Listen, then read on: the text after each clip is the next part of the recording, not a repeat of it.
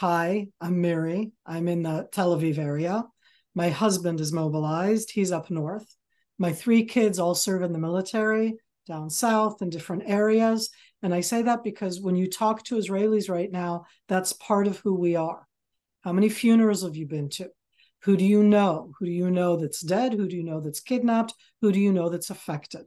What I want to try and do is to give you a spotlight. I want to talk a bit about the Hamas plan, not because I want to play into it, but because we are countering it.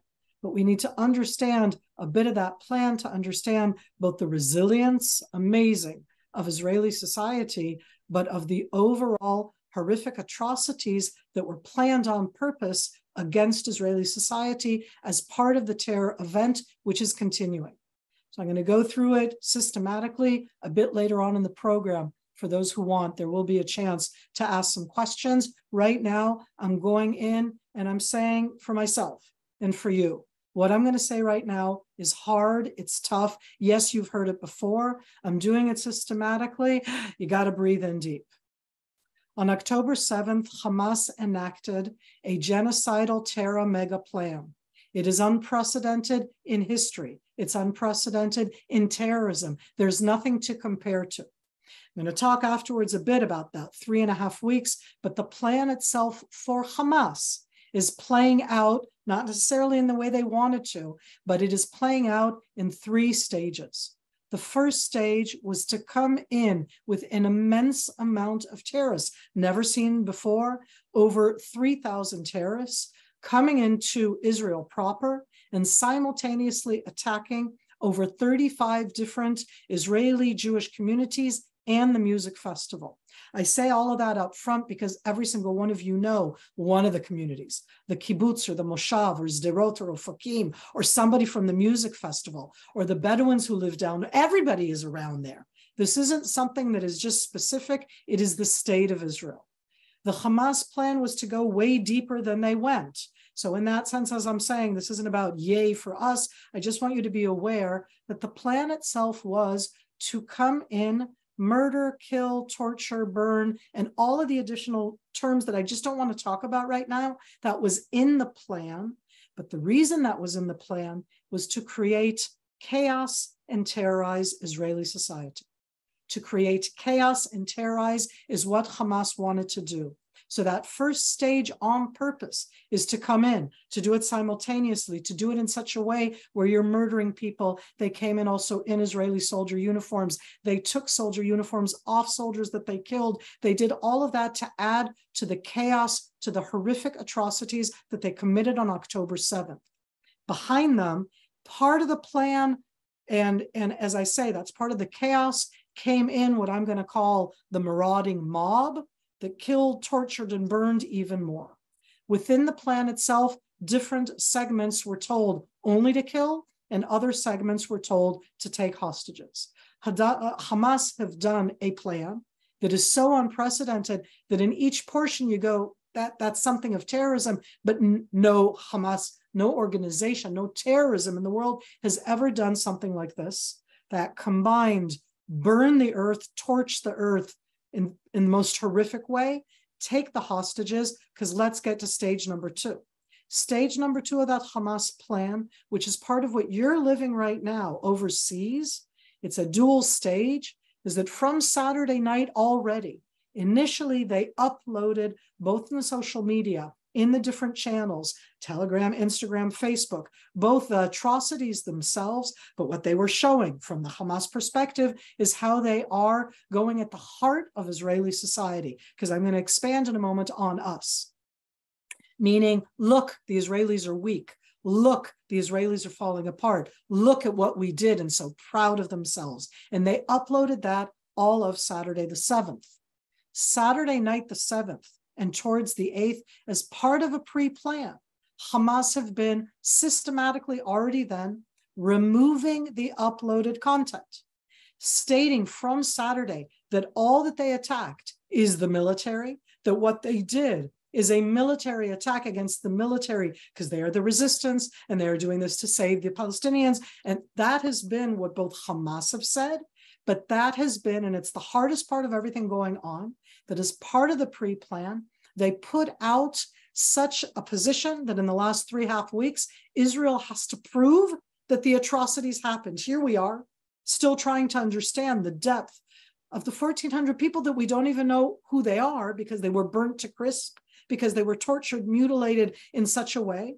And they immediately, already from October 7th, 8th, took off the material and have given a completely erroneous way so that people like Queen Raina or King Abdullah of Jordan say, yeah, they say President Biden said something about a baby. I haven't seen it. That's part of the plan. I'm on purpose not giving the really horrific details. I just find I'm at the stage where I can't anymore. I can't do it to you. I can't do it to us because we know it. But to me, what's important is that the Hamas pre-plan, which included, as I said, the atrocities as part of the plan, the taking of the hostages as part of the plan, the denial and the changing, lying story of what happened as part of the plan. And the last part that we're all living right now is that over the last 15 years, and these are things that we've talked about in the past, Hamas have built the entire Gaza Strip as an above ground urban area, all fortified, booby traps, anti-tank missiles, IEDs, explosives, suicide drones, all of the different capabilities, none of them, excuse my wording as a military person, exceptional or advanced in military terms, but you don't need that. It is the simplicity of using a heavy urban area where the sniper can be on the 3rd floor or on the 2nd floor or on the 10th floor, where the anti-tank missile or the RPG can be from the ground, and all of this above ground. And in the underground, as we all have known for many years, that subterranean tunnel system. Israel, from 2014, cut the subterranean tunnel system from coming into Israel. We called those attack tunnels. They didn't come by the attack tunnels. We nipped those. They came in a very different way. I'm not here. I don't want to expand now on what they did. It's an intel gathering information to go across all of the different Israeli defenses and doing so also, of course, completely surprising us, as we all know. But I want to focus for a moment on the Israeli response and on Israeli society. October 7th is October 7th, but we're now on November 1st. And the Hamas plan is continuing because that last stage is presenting themselves as the defenders of the victims, and the victims are the Gazans in the Gaza Strip. And I say that up front because what that has brought out over the last 3 weeks, and this is, I'm being cynical and I apologize, I shouldn't be, but I can't not be. This is like the added bonus for Hamas has been the overt, horrific anti-Semitism that has come out worldwide as part of that plan. Okay, I'm putting it out there right now. It's where we are right now, and it is as we continue. What happened inside Israel on October 7th, that first initial day of chaos, of atrocities, of everything going on in the Hamas plan, successful for them in the sense that they managed to create certainly the chaos, and that we are 3.5 weeks later and our society still doesn't really know in that sense who are the dead and what are they doing. But there's the flip side of that, because both the Israeli Defense Forces, the communities themselves have been decimated. You know those communities. Entire communities in the state of Israel in 2023, when I say they've been desecrated, it isn't even that they were burnt down. It is the fact that they were full of the dead bodies of the people of the communities, that the safe rooms became the crematoriums, that the whole plan in that sense, as it was, is something that was done to hurt Israeli society at the most, it's not even a question of the most vulnerable way in every segment of society. The attacks themselves on the 7th itself were simultaneously on a variety of different types of communities. Kibbutzim, some of them that you've heard of, Be'eri, Nahal Oz, Nir Oz, Kfar Aza. I mean, every single one I say of those ones, and it's my friends and I don't know how many funerals you have and where you've gone to, but in every single one, doing a selection of both killing, taking the hostages, and then burning it and pillaging it and desecrating it. And that's something that needs to be rebuilt. Kibbutzim, Moshavim, community villages. into the city of Sderot, a city which is a development town, into the city of Ofakim, a city that is a development town. These are the vulnerable development towns in Israel already up front, coming into the streets themselves, firing, murdering, killing, pillaging, and going back to the Gaza Strip, both with the hostages, but using the hostages as their asset. That's how they view it. And the citizens or the civilians, and yes, including in that supporters, strong supporters of Hamas throughout the Gaza Strip, as their protection from both Israel, their protection that the world gives them, in the fact that what can Israel do in responding when the entire defense system of the Hamas genocidal terrorists is built in the urban area that has approximately 2.2 million people. The destroying of Israeli society is not something that happened on Saturday. This is what Hamas wants to achieve. And this is where, as I'm talking to you, I want to say, I'm breathing in deep. We're scared right now. That's something new. Israelis who are we rely on our security forces, we rely on our intelligence forces, we rely on us to be the ones who give that early warning, and we failed on October 7th. But we have to remember who Israeli society is. The Israeli Defense Forces, the Israeli intelligence community, civil society on the whole, from October 7th is the one that is responding.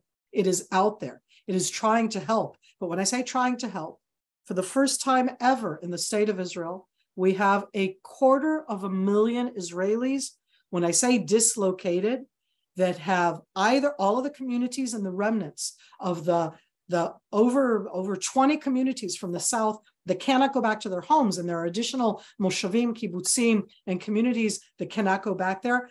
They're down in Eilat, they're in hospitals, they're out in the Dead Sea, they're communities. They've lost everything. They came out of there literally with what they were wearing, which for most of them was pajamas, because this started at 6:30 a.m. on Saturday. That the society itself, as it went on and out, is still trying to understand who is dead, what can you do? Every single one of the individuals now that was out of those communities doesn't have anything, but let's add into it. The IDF, the Israeli Defense Forces, evacuated additional communities that both withstood that initial attack, but because they're within the range, all of this has been happening with endless rocket and mortar firing, still at the communities down south, including all the way up north. We get it once or twice a day, other places otherwise. So we have Iron Dome, we feel better. But there have been casualties and a lot of different types of things that have happened also because of that. The hostages. I have nothing good to say. There is no happily ever after. I hope that every single one of them comes home. All of us have to understand that it is the worst scenario case that a terror organization plans and takes 240 people from their homes and from their beds, does not get out any information about them. And what they're saying, of course, is that it was a military attack. They're being told you have a 9-month baby, you have an 87-year-old Holocaust survivor. It's a military attack. They haven't given out any information on what's there. My hope, my understanding of a terror organization is that the hostages are an asset. I'm going to be rude and cruel and ugly. They're not an asset if they're dead. Having said that, the hostages are a psychological media aspect, and they impact every single one of us. We talked endlessly about the 2 women who were left out, about the 2 additional women who were left out, instead of talking about the 240 that we know about that are still there. When Israel rescued, didn't release, we rescued one hostage, for a moment there, we stood a bit stronger. We need to remember, 240 still held there. They are an asset. I don't think Hamas right now are going to kill hostages. I don't. But you need to be aware that when they did their genocidal terror attack as part of the plan, breathe in deep, they took dead bodies with them as an asset. Why is it an asset? So that it will impact every single one of us, because we don't know where those people are. And they'll be able to bring them out and say, Israel killed the hostage. It's horrific beyond words. The resilience of civil society. When we're talking right now about 250,000 of Israelis who are dislocated, in the attack itself, the expectation inside Israel had been that an attack like this was expected up north. Not that it makes it any better or worse, but because of that, in the aftermath of that attack, with Hezbollah slowly testing the water, trying it out, do we know or know not if Hezbollah in the north will join? Israel, as a preemptive action, has dislocated, has moved an additional amount of tens of thousands of people. The city of Kiryat Shmona, the city of Sderot, large portions of Ashkelon. We have, as I said, 250,000 Israelis at hotels at different places. What about jobs? Where do they have incomes? What do you do? Where do you get the food on the one hand? How do you go to school on the other hand? And how do you take care of the vulnerable? And the state of Israel in that sense, and civil society in Israel in that sense, here I'm going to say, and I mean, I say as an Israeli right now, it's not Charles Dickens, okay? There is no the best of the times, okay? It's only the worst of the times. But if there is one aspect which gives me, I can stand up and I can state clearly, is that we are survivors. We are not victims. We are here with you to get through this on an individual level, on a community level, for the vulnerable. We're doing it as a society right now. We're doing it as a society, and we know that you're there with us. Otherwise, as a society, I think that we would feel completely abandoned right now. That Hamas, very insidious aspect of not only denying, but taking off the content and making us be the ones who has to prove that we have to prove the atrocities and prove what's going on, at least with when I'm talking with the people who are part of the state of Israel and understand who we are and know all of the different challenges, at least I don't have to prove that here. I'm grateful that I get the chance to be able to talk to an organization like the Joint that has been at the forefront of helping Jews worldwide always. We're not usually the really needy ones here. We always love it. Right now, state of Israel, we need. And I really am grateful for the chance to be able to talk to you. And I hope that you all stay safe.